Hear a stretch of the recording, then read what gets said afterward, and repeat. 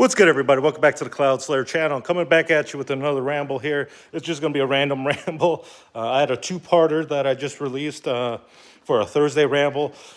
I went off kind of the rails on that one. Nothing bad, I guess, but it just random rambles about like Native American type stuff, you know, and other things that affect people's lives or what I thought about and I kind of witnessed over the years, you know. But this little ramble, I want to be about a little bit about drugs, you know, like kind of like how it started for myself and why I kind of picked it up or, you know, stuff like that. Because I picked it up at a younger age for like smoking. So cigarettes, had older cousins. My mom would give them cigarettes. They were like 14 to 16 years old or some shit like that. And I was probably about 8 years old. So I think they were about 16, but she was giving them cigarettes because they were stealing them. So she's like, fuck it, I'll just buy you guys your own packs of smokes. They were like foster kids. So she got money for them, but, you know, she would buy them clothes and get them cigarettes and stuff like that because they were stealing her shit anyways because my mom used to smoke. And so we would just go for walks and then we'd just smoke with them and stuff like that. So we'd get our cigarettes from our older cousins and stuff like that. And then I end up getting like weed and stuff like that. And they're like, you guys want to try this? And I was like, yeah, everybody talks about it. So smoked weed around 9 years old or something like that. But it never really had the effect like it does nowadays, you know what I mean? Not as potent, and I don't think I really knew how to inhale neither, so I didn't, you know, stuff like that. It's not an excuse or anything like that, but that's when I was doing it, and, you know, it's God honest truth of when that started happening for me, because there was other people that, you know, they were smoking weed before that. They were smoking cigarettes before that, you know. Again, not an excuse. It happens, and you know, a lot of these things get introduced down from family members. You know, family members, parents, and stuff like that. So that's where that drug use came into play. And then like the big one that messed me up most of my life, you know, when I was younger, after I became pretty much an adult. Well, even right before that, I've had first taste of alcohol, but I was 17 years old when I first tried alcohol. It was an ex-girlfriend. She ended up stealing her parents' bottle. There was like a bottle of Jack Daniels, and then her sister got her a bottle of Captain Morgan. And I remember it was weird. It was like weird burning in the chest and stuff like that. I never really, like, booze didn't taste like that after, like the first couple times I ever tried it. And it didn't have the same effects because it was weird because I didn't even get drunk. So I drank like half a bottle, 17-year-old, and I didn't even get drunk, dude. It was the crazy part. I didn't get drunk, and we, you know, high testosterone. It just led to like prolonged sex because we had, oh man, when you're young like that and you have a girlfriend and, you know, nobody gives a shit if you guys are poonging or whatever, having sex or, you know, stuff like that.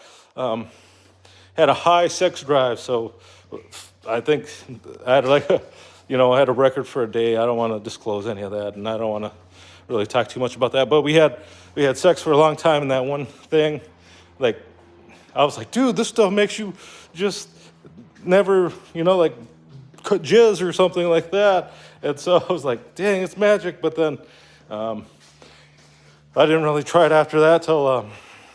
Or have any until after like high school.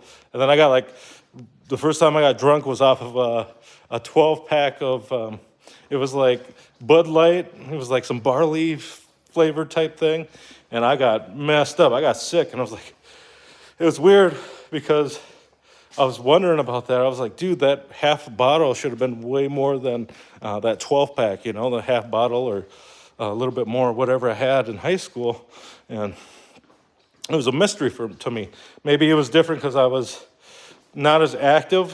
I was more unhealthy, and I had packed on some poundages. I don't know how that affects you in different ways, you know, or what ways it does affect you, but it does affect you, right?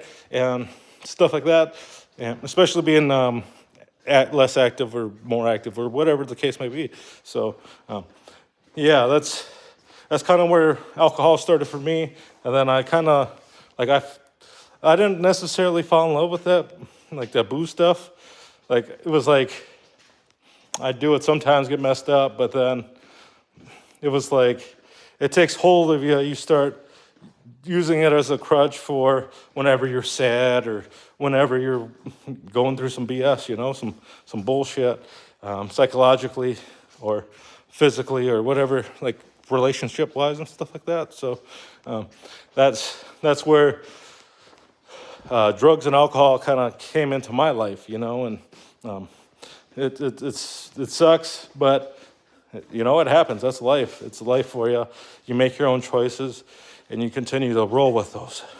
And there ain't no going back once you start doing these things, but you can always change it. You can always change it for the better, going on into the future, and then, the rest becomes history.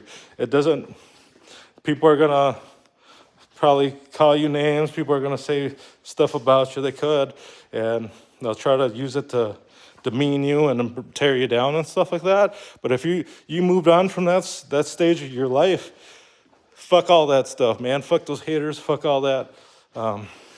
Don't listen to them. Just simply don't listen to them. They don't know a goddamn thing about you. They wanna know, act like they know a fucking thing or two about you. But the fact of the matter is they don't. And maybe they see some type of greatness in you and they're jealous, and that's why they're talking shit, and they have to bring up some shit that has no reason, that, has nothing to do with anything except for they want to talk shit and demean you and be an asshole about it. So keep your fucking heads up, man. Keep your heads up and don't worry about that bullshit, man. You're a strong, smart individual, and you learn from your mistakes. You learn from it, and you move the fuck on. If you didn't, I hope you do. I hope you move on from it. If you can drink and not get all fucked up and do dumb shit, that's good. That's good for you. And continue to do it. If it's not a fucking problem for you, fuck whatever anybody else says, all right? I don't care what, it doesn't even go against anything I say, you know what I mean? It's just, everybody's different and everybody gets affected differently and stuff like that. So do things. If they're bad for you, change them. If they're not bad for you, roll with it, man. Do what makes you feel happy. Life's too short. Hold your loved ones and tell them how much you love them. And if you're playing some kind of bullshit game, you're going to lose. You always lose. Whenever there's a game involved, you're going to lose, unless you're a basketball player and you're playing for championship. Well, you do lose, but there's always a winning team, and you're going to win regardless if you're a professional. So you made it to that level. You're one of the greatest of all time. Whether you're recognized in that league or not, you probably best high schooler in your town, your best collegiate player in your state or whatever the hell, doubters are always going to doubt, and they're always going to talk shit. But one thing's for sure, they're not capable of what you're capable of. So remember that. They're watching you, and that's why they're doubting you. So thanks for tuning in for the short ramble. If you guys appreciated this, please hit that like and subscribe button, and I hope you guys have a great one. Peace.